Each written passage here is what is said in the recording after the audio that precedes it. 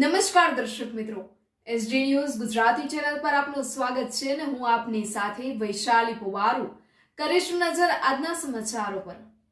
અરવલ્લી બાયડથી બાયડના રણેચી ગામે દારૂની માહિતી આપવા બાબતે મારામારી થતાં રંજનબેન રાકેશભાઈ પરમારે બાયડ પોલીસ મથકે નોંધાવેલી ફરિયાદ અનુસાર વીણાબેન, મુનિબેન, વર્ષાબેન ઘર આગળ આવીને કહેતા હતા કે વારંવાર દારૂના કેસ થાય છે, તેની માહિતી કેમ આપો છો તેમ કહી ગાળો બોલવા લાગ્યા અને કહેતા હતા કે પોલીસ માહિતી આપો છો। ફરિયાદ તથા વિશાલભાઈ પરમારને ગાળો બોલી આરોપીનો 1 થી 6 ફરિયાદ તથા વિશાલને મારી જાનથી મારી નાખવાની ધમકી આપી હતી।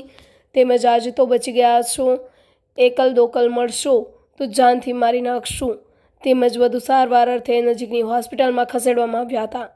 બાયડ પોલીસ રંજનબેન રાકેશભાઈ પરમાર રહેવાસી રણેચી તાલુકો બાયડ ફરિયાદ નોંધી 6 સામે ગુનો નોંધી આગળની કાર્યવાહી હાથ ધરી હતી।